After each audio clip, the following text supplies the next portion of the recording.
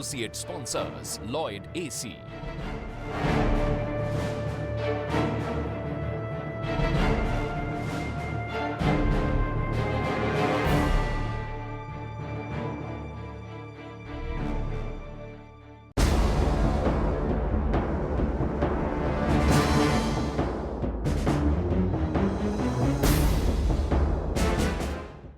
शिमला संसदीय सीट की बात करें तो भाजपा की झोली में 7 सीटें हैं।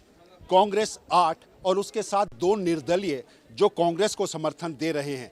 भरोसा कांग्रेस का इसी बात को लेकर है कि गणित का ये हिसाब आखिर कांग्रेस को संसद तक पहुंचाने का कांग्रेस ने कभी हार का मुंह नहीं देखा। 2009 में बीजेपी के वीरेंद्र कश्यप ने ये सीट जीती। उन्हें 4,10,946 वोट्स पड़ी, जबकि कांग्रेस के धनीराम छंडील को 1,83,619 वोटें हासिल हुईं। इस सीट पर बीएसपी के उम्मीदवार सोमनाथ भी खड़े थे, जिनको 8,160 वोट हासिल हुए। 2014 के इन चुनावों में भाजपा ने वीरेंद्र कश्यप को दोबारा अपना उम्मीदवार बनाया है। 5 सितंबर 1950 को सोलन के छोटे से गांव भलावग में जन्मे कश्यप भौतिक विज्ञान में शिक्षा हासिल किए हुए हैं। उनके मुकाबले में इस बार कांग्रेस ने मोहनलाल के रूप में नया चेहरा दिया है। पेशे से वकील मोहनलाल मुख्यमंत्री वीरभद्र सिंह की पसंद हैं। मोहनलाल रोहड़ू से हैं। इस सीट से कुल 7 उम्मीदवार इन चुनावों में अपना भाग्य आजमा रहे हैं।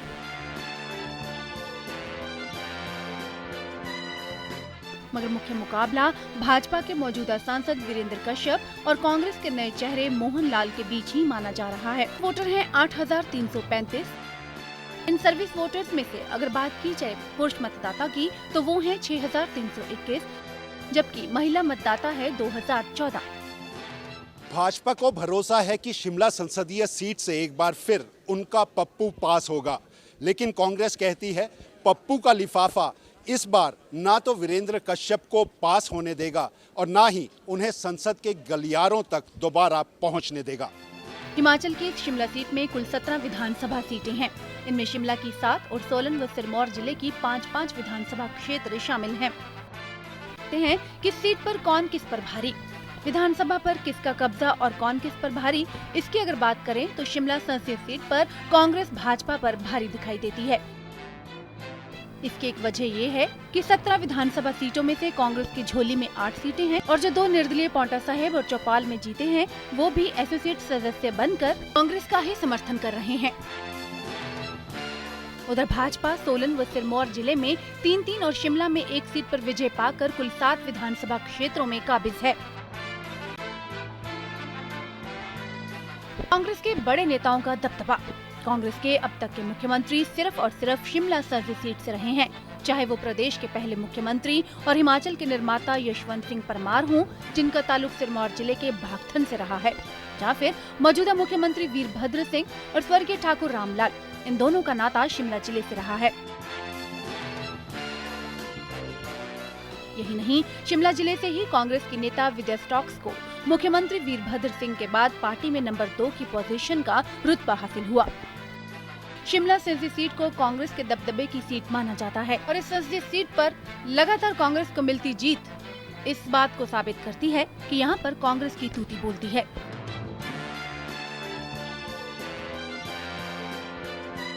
शिमला संसदीय सीट पर कांग्रेस के कृष्णदत्त सुल्तानपुरी ऐसे पूर्व सांसद रहे हैं जिन्होंने ना तो हार का मुंह देखा है और लगातार जीत का छक्का भी मारा है।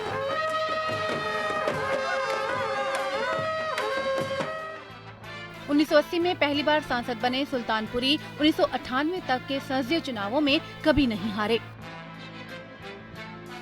ये अलग बात है कि 6 बार इस सीट को कांग्रेस के लिए जीतने वाले सुल्तानपुरी को कभी भी उनकी करिश्माई छवि के लिए नहीं जाना गया, बल्कि माना ये जाता है और ये सच भी है कि सुल्तानपुरी मुख्यमंत्री वीरभद्र सिंह की पीठ पर सवार होकर ये चुनाव जीतते रहे हैं। हिमाचल में भाजपा को लगता है कि वो मोदी की लहर पर चारों की चारों सीटें जीत जाएगी और बात अगर शिमला संसदीय सीट की करें तो भाजपा ये भी मान रही है कि पप्पू एक बार तो उनका पास हुआ ही है, इस बार मेरिट में भी आएगा।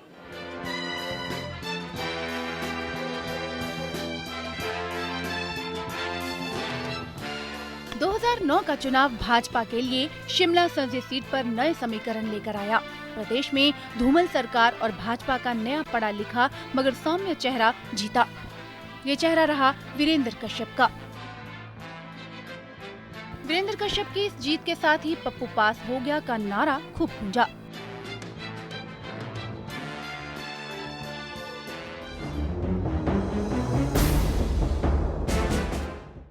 देश का पहला जीवित मतदाता श्याम शरण नेगी और सबसे ऊंचा मतदान केंद्र हिकिम।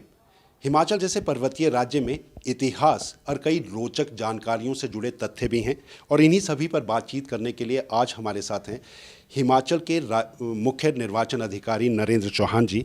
सबसे पहले आपका स्वागत है। लेकिन श्याम शरण नेगी को लेकर बात की जाती है, आखिर कब आयोग ने यह पहचाना कि वो पहले जीवित मतदाता हैं और कैसे? ये सूचना जो है ये आयोग के पास पहले से ही प्राप्त थी, क्योंकि उन्हें मालूम था कि हिमाचल में 1950 में पूरे देश और प्रदेश में किन्नौर ज़िले में सबसे पहले मतदाता हुआ है, जो फर्स्ट लोकसभा की जो इलेक्शन थी। और उस वक्त जो थे श्री श्याम शरण नेगी एक स्कूल टीचर थे, तो उन्होंने पहले अपना वोट डाल के फिर जो टीम्स बनाई थी उस टाइम ज़िला प्रशासन ने, बाकी जगह जो बर्फ़ वाले इलाके थे वहाँ पर जाके बाकियों के वोट भी लिए। तो यही वजह है कि इलेक्शन कमीशन ऑफ इंडिया ने भी उनको पहचाना कि भी इंडिया इंडिपेंडेंट इंडिया के फर्स्ट वोटर है। इसके अलावा वो हमारे ब्रांड एम्बेसडर इसलिए है क्योंकि हमारा प्रयास है कि यंग से लेके जो है बुजुर्ग तक सब लोग इस एक्सरसाइज में जुड़े और वोट आने अवश्य आएँ। श्याम शरण नेगी की अगर बात करें तो कितनी उम्र उनकी है और 2014 का जो 7 मई को हिमाचल में चुनाव होना है, क्या वो मतदान करेंगे? उनकी उम्र वैसे 97 साल है जी, और उनकी जो पत्नी है वो भी जीवित है, उनकी उम्र भी 92 साल की है। और हम उनको मिले भी थे और उनके एपिक कार्ड्स वगैरह भी है और वो तो बहुत उत्साह है वोट डालने के लिए। अगर हम बात करें तो कई रोचक तथ्य भी हिमाचल के साथ जुड़े हैं। सबसे ऊंचा पोलिंग स्टेशन आखिर वो कौन सा है और कितने मतदाता हैं वहाँ पर, इसकी जानकारी क्या है?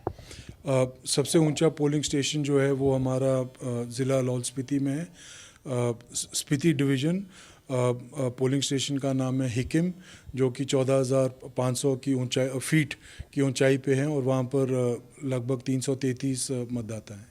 क्या हिमाचल में कुछ ऐसे पोलिंग स्टेशंस भी है जहां पर पहुंचने के लिए दूरी जो है काफ़ी लंबी वोटर्स को तय करनी पड़ती है, या कुछ ऐसे इलाके हैं जहां पर हेलीकॉप्टर की मदद से आपको सारी सुविधाएं जुटाने की कोशिश करनी पड़ रही है? आखिर वो तस्वीर क्या है? नहीं, इन दोनों बातों में कुछ सत्य है। एक्चुअली हिमाचल में वैसे तो 7,392 पोलिंग बूथ्स हैं, पर इसके अलावा कुछ ऐसे भी जगह है जहाँ पर आपको अक्सर 3 किलोमीटर, 2 किलोमीटर, 5 और एक आधा तो जैसे बंजार और एक रोडू में 18, 15 किलोमीटर भी पैदल जाना पड़ता है। और इसके अलावा जो हमारे 2 ज़िले हैं, 3 ज़िले हैं एक्चुअली, बरमौर और पांगी क्षेत्र, लाहौल स्पीति और किन्नौर, वहाँ पर काफ़ी सामग्री, EVMs और पोलिंग पार्टीज़, और वैसे ही शिमला ज़िले का जो डोडरा क्वार एरिया है ये काफ़ी पिछड़े इलाके हैं और थोड़े रिमोट होने के कारण, क्योंकि पासेज है अभी भी वहाँ पर 4-4, 6-6 फुट की बर्फ़ है। तो पर पूरा प्रयास है, PWD भी स्टेट की लगी हुई है इन पासेस को खोलने। ग्रेफ भारत सरकार की जो बॉर्डर रोड्स ऑर्गेनाइजेशंस हैं वो भी लगे हुए हैं। तो हमें पूरी उम्मीद है कि 7 तक जो है ये सारे रोड्स भी खुल जाएंगे और वायुसेना की मदद और हमारे जो स्टेट का जो हेलीकॉप्टर है उनसे मदद लेके हमारा ये जो है प्रयास सफल रहेगा। हिमाचल प्रदेश के इन चुनावों में एक प्रयास अगर चुनाव आयोग का ये है कि ज़्यादा से ज़्यादा मतदाताओं को मतदान केंद्र तक लेकर खींच कर ला सकें, लेकिन उसके साथ इस पर्वतीय राज्य का एक इतिहास भी चुनावों के साथ और कई ऐसे रोचक तथ्य हैं जो हिमाचल के इन चुनावों को कहीं ना कहीं बहुत ज़्यादा लोगों की नज़र में स्मरणीय बनाता है।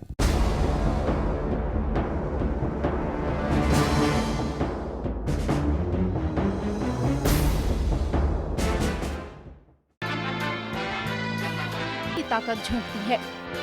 मुख्यमंत्री वीरभद्र सिंह ने चौपाल, शिमला ग्रामीण और सिरमौर जिले के कई इलाकों में अपनी ताबड़तोड़ जनसभाएं कर कांग्रेस उम्मीदवार के पक्ष में माहौल बनाने की कवायद की है। और आप कांग्रेस पार्टी से प्रत्याशी हैं, आखिर जो मतदाता है आपको वोट क्यों दे? विकास के लिए वोट देंगे। माइक नहीं दिख रहा है। मैं आपको बताना चाहूँगा कि मैं विकास के लिए काम करूँगा, देश के जनता के हितों की रक्षा करूँगा, इसीलिए जनता वोट देगी। विकास के लिए वोट देगी। जैसे कि भ्रष्टाचार, बेरोजगारी, ये हमेशा एक बहुत महत्वपूर्ण मुद्दे रहे हैं और सरकार भी इस समय कांग्रेस की है। इन चीज़ों के लिए आप क्या काम करेंगे? भ्रष्टाचार के खिलाफ काम करेंगे, हमारी सरकार भी कर रही है। जो भ्रष्टाचार पिछले 5 साल में भारतीय जनता पार्टी ने किए, उसके आपके सामने ही इंक्वायरियाँ हो रही है, कैसे चल रहा है भ्रष्टाचार को हमारी सरकार ने माननीय सिंह ने रोका है। हमारी सरकार स्वच्छ है, भ्रष्टाचार मुक्त है। उधर सोलन में प्रधानमंत्री पद के उम्मीदवार नरेंद्र मोदी की रैली से भाजपा ने पूरा फायदा उठाने की कोशिश की है। एक निजी शिक्षण संस्थान को फायदा पहुंचाने को लेकर भाजपा प्रत्याशी वीरेंद्र कश्यप आरोपों में घिरे हैं। पहली बार सांसद बनने के बाद वीरेंद्र कश्यप पर पैसे के लेन देन को लेकर एक सीडी पूर्व धूमल सरकार के समय चर्चा में आई। भाजपा और खुद वीरेंद्र कश्यप ने इन आरोपों को खारिज कर विजिलेंस जांच में उन्हें क्लीन चिट भी दी, मगर धूमल सरकार के समय हुई जांच को मौजूदा वीरभद्र सरकार ने फिर खोलकर वीरेंद्र कश्यप और भाजपा की दिक्कतें बढ़ा दी हैं। 2014 लोकसभा चुनावों की घोषणा के एकदम बाद विजिलेंस ने वीरेंद्र कश्यप के इस पैसों के लेन देन की फाइल को फिर जांच के लिए खोला। इसे भाजपा फिर राजनीतिक साजिश करार दे रही है, मगर कांग्रेस को लगता है कि भ्रष्टाचार के आरोपों में घिरे रहने वाले चेहरे को जनता मुआफ नहीं करेगी। उधर मोदी की लहर पर सवार भाजपा की उम्मीद कहीं कम नहीं है। खुद भाजपा उम्मीदवार बतौर 5 साल अपने सांसद के कार्यकाल और मोदी के नाम पर अपने लिए वोट मांग रहे हैं। गिरिपार को जनजातीय दर्जा दिलाने, सेब के आयात पर टैक्स लगाकर हिमाचली सेब को बचाने की बात वो करते हैं। यही नहीं, हिमाचल को आर्थिक और औद्योगिक पैकेज की मांग से जुड़े सवाल संसद में उठाने के बाद उन्हें भरोसा है कि जनता उन्हें फिर सेवा का मौका देगी। हिमाचल में भाजपा को लगता है कि मोदी की लहर पर वो इस बार चारों की चारों सीटें जरूर जीतेगी। और बात अगर शिमला संसदीय सीट की करें तो भाजपा और खुद यहां से प्रत्याशी सांसद वीरेंद्र कश्यप भी मानते हैं इस बार सिर्फ पप्पू पास ही नहीं होगा, मेरिट में भी होगा। कश्यप जी, आप हमारे साथ हैं। एक सबसे बड़ा इतिहास आपने रचा था जब कांग्रेस की ये परंपरागत सीट को जीता था, पप्पू पास हो गया था का एक नारा उस टाइम चला था। अब आपको क्या लगता है, मेरिट में पप्पू जाएगा या विफलता? देखो, राजनीति में और लोकतंत्र में जनता के हाथ में ही सब कुछ होता है। और मेरा ये मानना है कि पिछली बार यहाँ के कार्यकर्ताओं ने, शिमला के मतदाताओं ने पूरी तरह से हमारे ऊपर विश्वास किया और जो संघर्ष हमने पिछले कई वर्षों तक किया उसका फल हमें दिया है। और मैंने भी इन 5 वर्षों में लगातार, आपके ध्यान में होगा, आपके माध्यम से भी लगातार कई बार जो इश्यूज़ हमने लोकसभा में उठाए वो सारे के सारे मैं कह सकता हूं कि उसमें हमें काफ़ी हद तक सफलता मिल गई। कश्यप जी, वोट मांगने की वजह आप गिना रहे हैं, लेकिन पूरे देश भर के भीतर माहौल की बात करें और अगर मुद्दों की बात करें तो भ्रष्टाचार एक सबसे बड़ा मुद्दा है। और हिमाचल में अगर बात करें तो पॉलिटिक्स ऑफ वेंडेटा वो दूसरा मुद्दा है जिसे कांग्रेस और भाजपा दोनों उठा रहे हैं।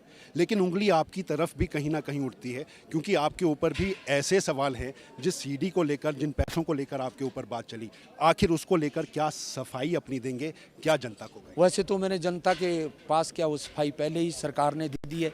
2009 में जब मैं ना कोई पदाधिकारी था, ना मैं कोई पंच था, ना प्रधान था, ना सांसद था, ये उस वक्त एक षड्यंत्र रचा गया था और स्वतः ही हमने अपने आप कहा था कि इसकी इंक्वायरी कराई जाए। डीजीपी के माध्यम से वो इंक्वायरी हुई थी, इंक्वायरी में कुछ नहीं पाया गया, ये कहा गया कि षड्यंत्र है।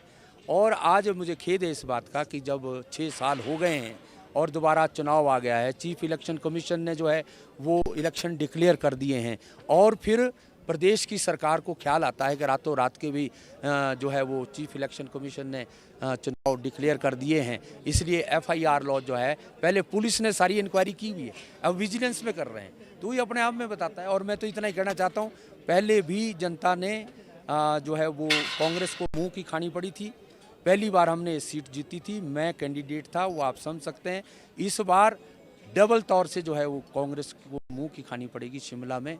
क्या आप ये मानते हैं कि कांग्रेस का पर्याय, क्योंकि माना यह जाता है कि परमार जो हैं वो ही कांग्रेस के निर्माता, हिमाचल के निर्माता हैं, कांग्रेस की देन है, लेकिन उनका खुद का अगर जिला कहा जाए तो गुर्बत की ज़िंदगी वहाँ पर सिरमौर के लोग जी रहे हैं। वो बदलेगा और बदलने वाले आप होंगे, ये दावा आखिर क्यों कर पाएंगे? देखो, हम सिरमौर को हिमाचल का असली सिरमौर बनाना चाहते हैं। ये दुखद विषय है कि डॉक्टर वाई.एस. परमार के बाद जितने भी कांग्रेस के मुख्यमंत्री आए हैं, उन्होंने हमेशा सिरमौर को पीछे धकेला है, जबकि सिरमौर की जनता ने पाँचों की पाँचों सीटें जो है लगातार जो है वो कांग्रेस को देते आए हैं।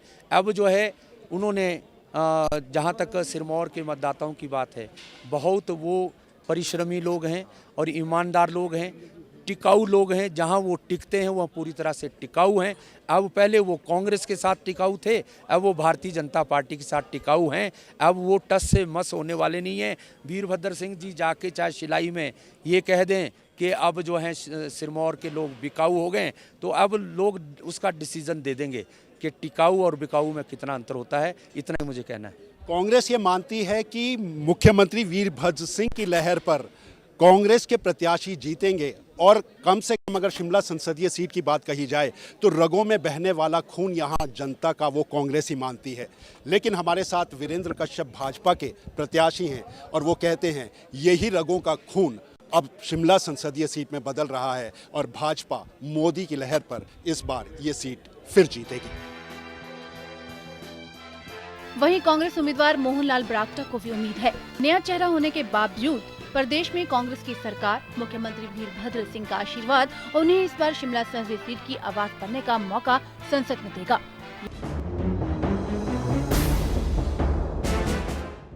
सोलन के भीड़ भरे बाजार में अगर कहीं भीड़ नहीं है तो ये है वो सब्जियों की दुकानें जिनको चुनावों के इस दौर में देखकर हम ये जरूर कह सकते हैं कि महंगाई का असर आम आदमी के लिए ज़रूर है, और वोट देते समय ये महंगाई कांग्रेस के लिए भी मुश्किलें पैदा कर सकती है। कोई भी सरकार आती है तब तो वही बोलती है कि सब कुछ कम कर देंगे, नहीं होता कम सर, कोई भी नहीं करती है कम। तो लगता है आपको कि जो महंगाई है बहुत ज़्यादा है पहले से और अब में, कि कितना एक फ़र्क लगता है आपको? कुछ भी फर्क नहीं पड़ेगा सर, ये तो जो भी सरकार आती है सब दावे करती है भी कम कर देंगे महंगाई फलाना, वो भी कर देंगे, किसी भी बोलते क्या करें। अब आपको सरकारों से किस तरह की उम्मीद है कि क्या करे सरकार आके? मुझे तो किस तरह की उम्मीद नहीं है सरकार से, क्या बोल सकते हैं। मुझे लगता है कि इस बार के चुनावों में महंगाई एक बहुत महत्वपूर्ण मुद्दा रहने वाला है और इस मुद्दे के ऊपर ही इस बार की सरकार चुनी जाने वाली है। मुझे लगता है कि महंगाई एक बहुत बड़ी समस्या है आज के लोगों के लिए, और इसमें महिलाएं भी बहुत सारी दुखी हैं। बस मैं तो यही कहूँगा कि इस बार की सरकार जो है वो इस आधार पे चुनी जाएगी कि जो महंगाई कम करे। देखिए जी, पूरी तरह से तो भ्रष्टाचार खत्म हो नहीं सकता, लेकिन सुधार तो होएगा। कुछ उम्मीद है हमको उनसे कि कुछ करेंगे, ऐसी बात नहीं है। युवाओं के मुद्दे होने चाहिए कि हमारा जैसे कॉलेज है पीजी कॉलेज, वहाँ पे इतनी सारी भीड़ होती है स्टूडेंट्स की, तो हम चाहते हैं कि वहाँ पे फैसिलिटीज़ हो as compare to LR Shoolini. बहुत सारी ऐसे इंस्टीट्यूट है जहाँ पे इतनी सारी फैसिलिटीज़ है, बट गवर्नमेंट के पास पैसे होते हुए भी वहाँ पे हमें कोई भी फैसिलिटीज़ नहीं है। Even water facilities not available in PG college Solan. Modi ji आए थे, इन्होंने बोला है भी हम ये जो भ्रष्टाचार है सब खत्म कर देंगे, लेकिन ऐसी कोई भी सरकार आज तक नहीं आई है जो कि भ्रष्टाचार को ख़त्म कर सके। हाँ जी, ये बोलते हैं हम बेरोजगारों को रोज़गार देंगे, ऐसा कुछ नहीं है। बहुत आए, ठीक है, राजीव गांधी जी भी आए, इंदिरा गांधी जी भी आई, लेकिन वो भ्रष्टाचार को ख़त्म नहीं कर सके। सबसे पहला चुनावी मुद्दा जो है भ्रष्टाचार होना चाहिए, क्योंकि प्रदेश की जनता सबसे ज़्यादा अगर त्रस्त हुई है तो भ्रष्टाचार से हुई है। दूसरा, महंगाई बहुत बड़ा मुद्दा है, बेरोजगारी बहुत बड़ा मुद्दा है। बेरोजगारी भत्ता लोगों को मिलना, बेरोजगारों को मिलना चाहिए था, वो नहीं मिल पा रहा है। जबकि और इन्होंने कुछ सुनिश्चित किया है कि जैसे जो कुछ बेरोजगारों को भी बेरोजगारी भत्ता दिया जा रहा है। हमारा ये था कि सबके सब बेरोजगार, जितने भी प्रदेश में बेरोजगार हैं, सभी बेरोजगारों को बेरोजगारी भत्ता मिलना चाहिए था। एक पे हिमाचल के लिए कोई भी जो हिमाचली है उसको भी अगर वो 25 साल से भी रह रहा है तो उसको अगर एग्रीकल्चर लैंड नहीं है तो वो ज़मीन नहीं ले सकता। इसलिए रूल बनाना चाहिए तो कोई भी गवर्नमेंट आए ताकि जो 20-25 साल से पक्का हिमाचल में रहता है वो कहीं भी ज़मीन ले, एग्रीकल्चर लैंड का ये पंगा हटाएं। नंबर 2 बात ये है कि जो भी सरकार आए वो सब गरीबों का सोचे, हर एक बंदे के लिए जो भी काम करना हो पब्लिक के लिए काम करे, और जो ये काला धन वगैरह है इसको दूर करे। और कोई भी किसी पार्टी का जो भी बंदा है, एक सरकार आती है तो दूसरे के ऊपर केस करते हैं, दूसरी आती है तीसरे पे करते हैं, गलत है। वो केसों में ही अपने 5 साल व्यतीत कर देते हैं। इसलिए जो काम करना हो उस काम को करें पब्लिक के लिए, ना कि एक दूसरे के लिए खींचातानी करें। हम लोगों के जो मतलब जो भी मुद्दे हैं जो वो सब हमारे सामने आने चाहिए। ये नहीं कि एक दूसरे के ऊपर आरोप लगा रहे हैं ये लोग, बीजेपी वाले कांग्रेस पे लगाते हैं, कांग्रेस वाले बीजेपी पे लगा रहे हैं। तो आम आदमी के जो मुद्दे हैं वो सामने आने चाहिए, जिससे कि हमारी सबकी मुश्किलें आसान हों।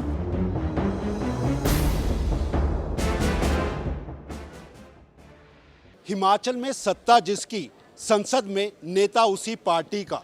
कांग्रेस ये मानती है कि सत्ता में अगर वो है तो संसद में पहुंचने वाले नेता भी उसको होंगे। लेकिन भाजपा ने मोदी की लहर के साथ ये बात साफ कर दी है कि इस बार हिमाचल में सत्ता जिसकी भी हो, लेकिन केंद्र में मोदी के बैठने के साथ संसद में पहुंचने वाले चेहरे भी भाजपा के होंगे।